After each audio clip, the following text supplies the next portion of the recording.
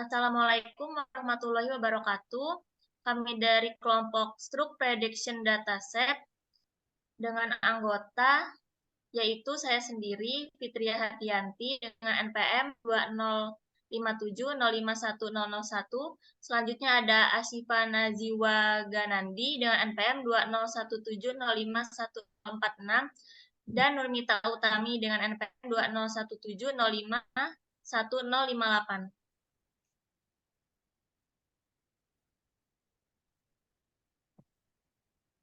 Baik, pembahasan yang pertama di sini adalah deskripsi dataset. Dataset Struk Prediction merupakan dataset yang memberikan informasi relevan tentang pasien. Dataset ini digunakan untuk memprediksi apakah pasien cenderung terkena struk berdasarkan parameter input seperti jenis kelamin, usia, berbagai penyakit, dan status merokok.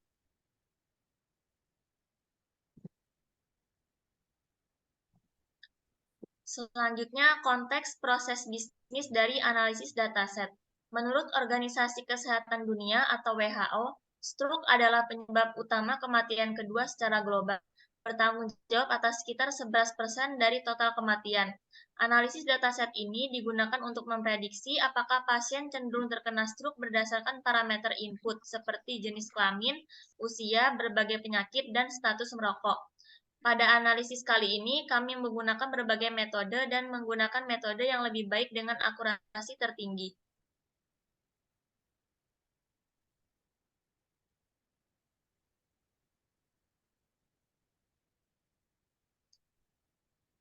Proses bisnis analisis dataset untuk prediksi penyakit stroke ini melibatkan beberapa tahap. Berikut adalah langkah-langkah yang umum dilakukan dalam proses tersebut. Yang pertama, pengumpulan data. Pertama-tama yang dilakukan yaitu perlu mengumpulkan dataset yang mencakup informasi tentang penyakit stroke. Yang kedua, pemrosesan data. Setelah data dikumpulkan, langkah selanjutnya adalah memproses data tersebut. Ini melibatkan pembersihan data untuk menghilangkan data yang tidak valid, mengisi nilai yang hilang, dan mengubah format data di dalam struktur yang sesuai untuk analisis. Pada tahap ini, Anda juga dapat melakukan normalisasi atau transformasi data jika diperlukan. Yang ketiga, eksplorasi dan visualisasi data. Tahap ini melibatkan eksplorasi data untuk memahami karakteristiknya. Yang keempat, pemilihan fitur. Dalam tahap ini, yang perlu diperhatikan yaitu pemilihan fitur atau atribut yang akan digunakan dalam model prediksi penyakit stroke. Pemilihan fitur yang tepat dapat mempengaruhi kualitas prediksi. Misalnya, dapat mempertimbangkan atribut seperti jenis kelamin, usia, berbagai penyakit, dan status merokok yang mempengaruhi stroke. Yang kelima, pembuatan model. Setelah fitur dipilih, langkah berikutnya adalah membangun model prediksi penyakit stroke. Di sini digunakan regresi. Yang keenam, pelatihan model. Yang ketujuh, validasi dan evaluasi model. Dan yang terakhir, implementasi dan penggunaan model. Untuk presentasi selanjutnya akan dilanjutkan oleh Nurmita Utami. Selanjutnya adalah proses analisis dari stroke prediction.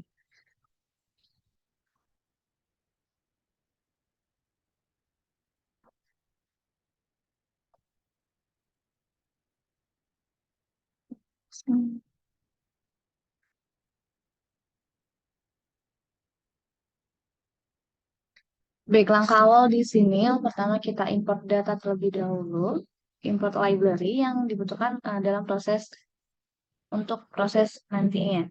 Kemudian di sini kita import datasetnya. Jadi dataset ini saya ambil dari konten healthcare dataset stroke. Data ini merupakan nama filenya. Karena akan tampil datasetnya. Dan di sini untuk PF gender ID, group by gender, ini untuk perhitungan berapa jumlah perempuan dan laki-laki yang ada dalam dataset tersebut. Kemudian untuk persennya itu ada di untuk DF gender other ini untuk menghapus tabel other karena tabel other ini tidak dibutuhkan dalam tabel gender karena dianggap error atau yang lainnya. Dan di sini DF is no itu untuk mencari data atau kesalahan data atau missing data yang ada dalam dataset. Di sini awalnya di tabel BMI itu ada missing data atau ada data yang memang tidak terisi. Nah, untuk mengatasinya, di sini perlu perhitungan rata-rata BMI pasien terkena stroke dan rata-rata BMI pasien yang tidak terkena stroke. Nah, untuk mengisi BMI ini, untuk BMI bagian pasien yang terkena stroke, itu kita akan pakai rata-rata pasien yang terkena stroke. Untuk BMI pasien yang kosong, untuk pasien yang tidak terkena stroke, itu kita akan masukkan rata-rata BMI pasien yang tidak terkena stroke.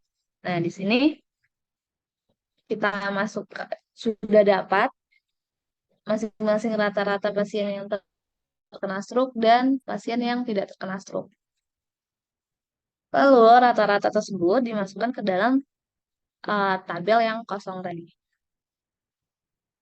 Setelah masuk, ini kita tampilkan kembali datanya. Lalu di sini ini perhitungan berapa pasien yang terkena stroke dan pasien yang tidak terkena stroke. Kemudian di sini kita pisahkan populasi pasien yang terkena stroke dan pasien yang tidak terkena stroke. Lalu untuk bagian ini itu merupakan di sini untuk default plot pie ini untuk menampilkan pie chartnya, kemudian untuk plot histogram ini untuk menampilkan histogram, kemudian ini untuk menampilkan plot bar, lalu ini untuk plot bar compare ini untuk membandingkan kedua bar populasi untuk populasi stroke dan populasi yang tidak stroke tadi. Dan untuk plot histogram ini untuk membandingkan histogram pasien yang terkena stroke dan pasien yang tidak terkena stroke. Sama di sini untuk plot pie compare juga, plot block spot. Kemudian untuk cek median. Cek median ini ketika datanya continuous, dia akan menghitung data cek mediannya berapa. Kemudian untuk cek mouse ini, kalau dia kolomnya berisi kategori, itu akan cek data mana yang paling banyak yang diprediksi setiap populasinya. Kemudian di sini plot pie stroke, ini kita akan menampilkan plot pie pasien stroke dan tidak stroke. Di sini untuk 0 ini untuk pasien yang tidak terkena stroke. Ternyata ada 95,13% pasien yang tidak terkena stroke dan ada 4,87% pasien yang terkena stroke. Dan untuk gender, ini untuk plot pie gender, ini untuk menampilkan plot seluruh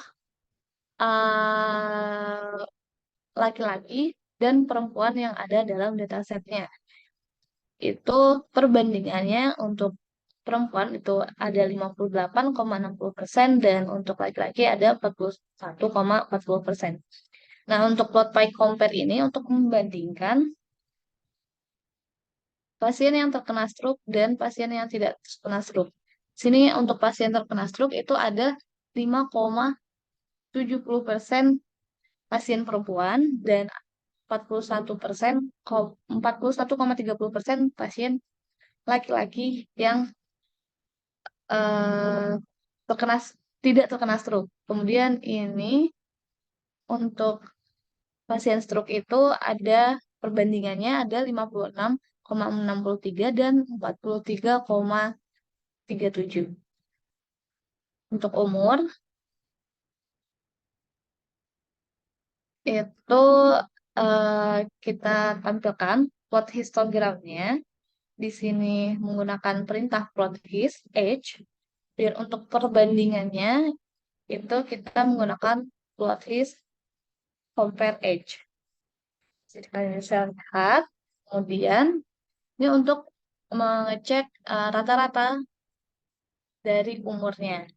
Nah, di sini ada pasien tidak stroke itu ada sekitar umur sekitar 43 dan Yang pasien terkena stroke itu di antara umur 71 tahun. Dan untuk hipertensi. Nah, di sini ada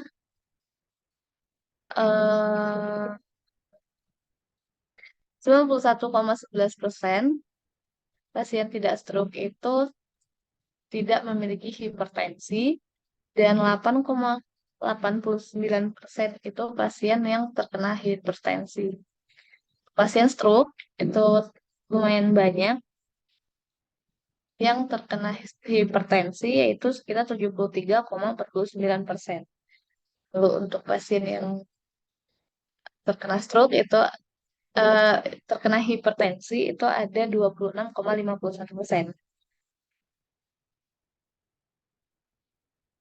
Nah, ini untuk perbandingannya tadi, karena dia berisi kategori, itu akan cek mana yang paling banyak prediksi di stakeholdersnya. Sedangkan di sini tidak ada perbandingannya.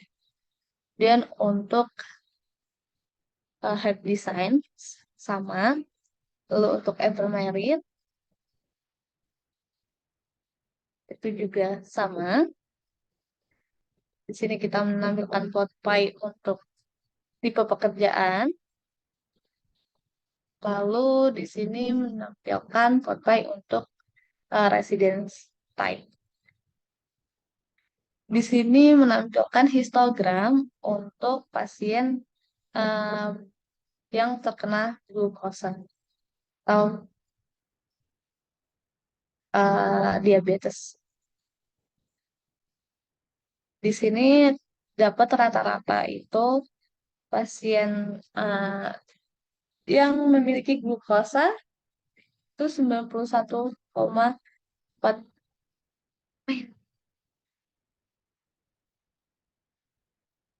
Tingkat glukosanya itu pasien tidak stroke rata-ratanya didapat 91,465. Untuk pasien yang terkena stroke itu rata-rata glukosanya itu ada di sekitar 105,22. Sini untuk menampilkan histogram BMI. Kemudian ini untuk menampilkan plot box plot BMI. Lalu didapat mediannya. Kemudian di smoking status, ini plot pie-nya. Dan didapatlah hasilnya seperti ini.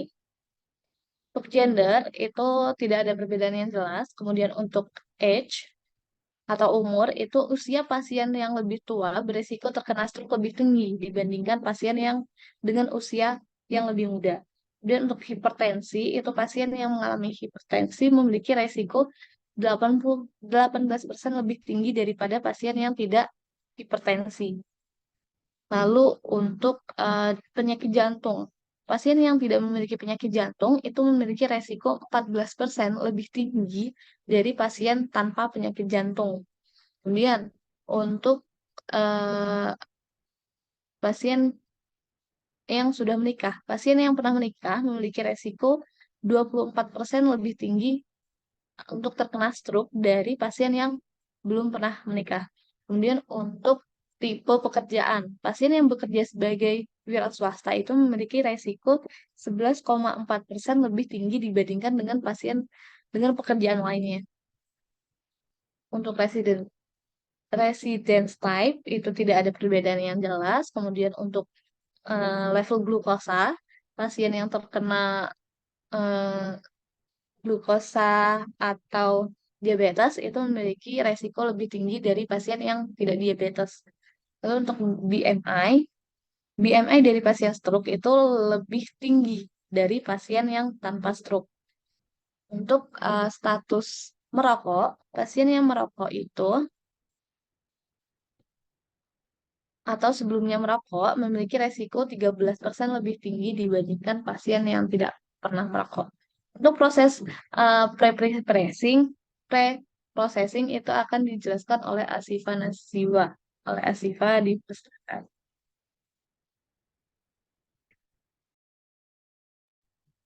Baik, di sini saya akan menjelaskan data processing yang di mana di bagian awal data processing-nya itu, di situ kita menaruh sebuah atribut kolomnya dari masing-masing ada stroke, gender, resident type, work type, sama ever married, smoking status, BMI, lalu di sini ada level glukosanya, lalu ada heart disease sama hipertensi dan ID-nya. Lalu kemudian data-data itu ditransfer ke kategori datanya, yang dimana hasilnya itu juga menghasilkan dari kolomnya itu indeks yang dimana H tipenya itu adalah objek. Lalu di sini ada split data yang dimana membagi datanya itu menjadi train data dan test data. Lalu di sini ada balancing data. Balancing data ini apa sih kesamaan dari data-datanya yang balance antara positif dan negatif kelasnya, yang dimana di hasilnya itu terdapat kalau balance-nya itu untuk yang tidak yang untuk ID-nya itu 0 dan 1 itu 0 itu untuk yang tidak terkena itu ada 50, lalu untuk yang angka satunya itu yaitu 50 juga, untuk name-nya itu juga stroke dan tipe datanya ini adalah float. Lalu di bawahnya lagi itu ada fitur scaling, yang dimana kita itu mengimportkan data-data dari librariesnya yang dimana nanti akan menghasilkan hasil data akurasi atau recall precision untuk mencari data yang akurasinya paling sesuai untuk data set stroke prediction tersebut. Stroke prediction ini. Untuk di sini terdapat metode yaitu ada CatBoost Classifier yang di akurasinya itu ada 79, lalu ada metode XBoost Classifier, akurasinya itu ada 78, lalu ada Random Forest yang akurasinya itu ada 79, lalu ada Keener Snakeboard dengan akurasinya itu 94, lalu ada di sini SGD Classifier untuk akurasinya itu ada 71, dan SVC metode SVC itu akurasinya ada 67. Lalu ada LGBM classifier itu akurasinya ada sekitar 79. Lalu ada Gaussian NB yaitu akurasinya ada sekitar 67, dan Decision Tree Classifier itu akurasinya ada 79. Dan untuk yang terakhir itu ada Logistic Regression dengan akurasi 72. Ya, di mana akurasi ini dihitung dan keluarlah result untuk untuk algoritma terbaik untuk menghitung stroke prediction-nya itu ada di SVC dan Gaussian NB. Untuk recall dan score-nya itu menghasilkan 88,6% dan akurasi skornya itu adalah 67,12%. Sekian mungkin penjelasan hasil kerja kelompok kami. Mohon maaf apabila ada kesalahan kata. Kami ucapkan terima kasih. Wabillahi taufiq wal hidayah. Wassalamualaikum warahmatullahi wabarakatuh.